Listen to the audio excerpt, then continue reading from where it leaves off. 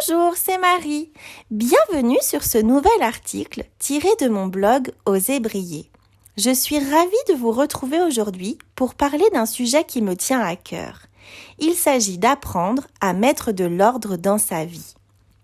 Tu as l'impression de vivre dans un tourbillon ? Tu as 1000 choses à faire et pas assez de temps pour toi ? Ta vie est en mode pilotage automatique ? Tête dans le guidon ? À 1000 à l'heure ? Alors cet article est fait pour toi. Et je sais que vous serez nombreux à vous reconnaître dans cette description. Avant de commencer, je vous conseille vivement de lire ou d'écouter mon article intitulé « Qui suis-je ?» et de faire l'exercice que je vous propose dans celui-ci. Cela pourra grandement vous aider à poser vos priorités, vos essentiels et donc d'être plus à même d'appliquer les conseils que je vais vous donner aujourd'hui. Un jour, quelqu'un m'a dit « Si les journées faisaient 48 heures, tu aurais toujours cette sensation de n'avoir pas assez de temps pour tout faire. » Et c'est tellement vrai.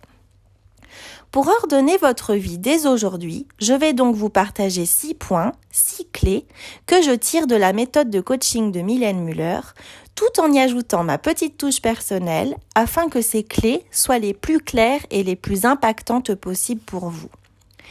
En numéro 1, il s'agit de faire le point, de se poser, de faire le point avec vous-même. Où est-ce que j'en suis aujourd'hui ? Qu'est-ce qui va ? Qu'est-ce qui ne va pas ? En quelque sorte, c'est comme réaliser une sorte d'autodiagnostic sur tous les domaines de sa vie. Par exemple, professionnel, famille, amis, environnement, santé, amour, développement personnel, etc. Et puis, on évalue chacun de ces domaines, son niveau de satisfaction sur une échelle de 0 à 10. C'est un peu comme faire un état des lieux, si je puis dire. Cela va vous permettre de cibler là où vous allez devoir mettre en place des leviers d'amélioration, là où vous allez devoir agir pour aller mieux. Ensuite, en 2, il s'agit de désencombrer. Parce que ce qui se passe à l'extérieur est le reflet de ce qui se passe à l'intérieur. Trier à l'extérieur libère de l'espace en moi. Au-delà du tri matériel, le désencombrement devient intéressant quand c'est une habitude qui s'installe, celle de se questionner en amont, par exemple, se demandant si l'on a vraiment besoin de telle ou telle chose. Est-ce que ça a sa place chez moi, dans ma vie ? Est-ce que j'en ai vraiment l'utilité ? En 3, il s'agit de prioriser. Pour ordonner sa vie, il faut prendre l'habitude de prioriser. C'est un réflexe à prendre sans plus tarder. Retenez bien la phrase suivante. On manque de temps pour tout faire, mais on a largement le temps pour faire l'essentiel. Donc, à vous de vous demander, quel est mon essentiel ? Qu'est-ce qui est vraiment important pour moi ? En numéro 4, il faut oser dire non. Apprendre à dire non aux demandes qui ne nous aident pas à réaliser ce qui est essentiel pour nous est très, très, très important. Je sais que c'est loin d'être évident et pourtant c'est primordial. Souvent, on se trompe complètement de chemin en ayant des croyances inconscientes et qui nous amènent à penser qu'il faut faire plaisir aux autres, qu'il faut être gentil avec les autres, qu'il faut être parfait et toujours dire oui pour être aimé, pour se sentir valorisé. C'est justement un travail qu'un coach de vie, qu'un coach de développement personnel peut vous aider à faire, identifier et transformer vos croyances. En numéro 5, il faut revenir régulièrement à soi. On passe notre temps à être tourné vers l'extérieur au lieu d'être tourné vers soi. Résultat, quand on ne sait pas s'écouter, on ne sait pas ce qu'il se passe en nous, on ne sait pas ce qui est important pour nous, donc inévitablement, on a du mal à s'orienter et à ordonner les choses. Là encore, mon article Qui suis-je peut vous aider. Et en 6, mettre de l'ordre dans ses relations. Il faut se protéger pour pouvoir revenir à soi et éviter à tout prix les relations toxiques. Quelles sont les relations propices à mon cheminement, à ma zénitude, à ma joie de vivre ? Et au contraire, quelles sont les relations toxiques qui ne m'aident pas, qui me freinent, qui me limitent ? Essayez de voir les personnes qui vous aident et celles qui, au contraire, ne vous aident pas. Faire du tri dans ces relations, comme dans sa maison, va vous aider à mieux ordonner votre vie. Voilà pour les 6 points que je voulais partager avec vous aujourd'hui. Est-ce qu'ils vous parlent ? Est-ce que vous comprenez l'importance de prioriser ? Ces derniers temps, 2 personnes m'ont parlé de ce problème. Elles se reconnaîtront sûrement d'ailleurs.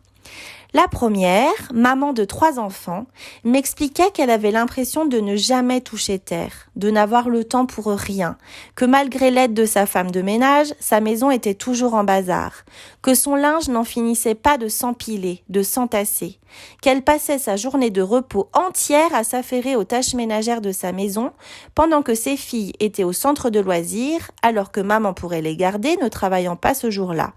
Elle me disait qu'elle est épuisée de devoir faire 3 repas différents chaque soir pour contenter tout le monde et que sa relation de couple était réduite à néant tant elle n'avait plus le temps à lui consacrer. La seconde m'expliquait qu'elle n'avait pas le temps de lire ou d'écouter mes articles, ni de suivre les aventures sur le groupe WhatsApp du blog dont elle fait partie. Elle me dit être tête dans le guidon toute la semaine, se lever très tôt, déposer son fils à la crèche, aller travailler, faire une très grande amplitude horaire, rentrer tard, puis s'occuper à nouveau de son fils et pouvoir se poser enfin vers 22h, heure à laquelle elle s'écroule avant de recommencer la même routine le lendemain matin, très tôt. Pour ces 2 personnes, et qu'on se l'avoue comme beaucoup d'entre nous, c'est ce qu'on appelle être en mode pilotage automatique. En fait, on est un peu comme des robots, on ne prend le temps de rien.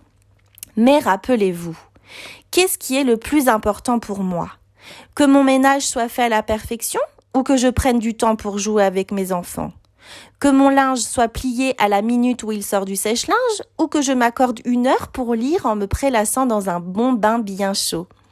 Que je termine ce dossier à tout prix avant d'aller dormir ou que je regarde un bon film dans les bras de mon mari ? Que je rende service à ma collègue de boulot ou que j'aille à ma séance de yoga comme convenu ? En fait, tout dépend de votre priorité, de vos essentiels. Peut-être que pour certaines, avoir une maison impeccable est plus important que de faire une séance de méditation. Peut-être que vous vous sentirez mieux d'avoir cuisiné frais plutôt que d'avoir eu le temps de donner le bain à vos enfants, mais c'est OK, tant que vous respectez ce qui est essentiel à votre bien-être. J'espère de tout cœur que cet article vous aidera à mettre de l'ordre dans votre vie et que vous vous sentirez moins débordé en mettant en application ces 6 clés. N'oubliez pas, savoir c'est bien, mais appliquer et incarner, c'est ça le secret du changement durable. N'hésitez pas à me laisser un commentaire pour me dire si cet article vous a plu. Et en attendant, prenez soin de vous.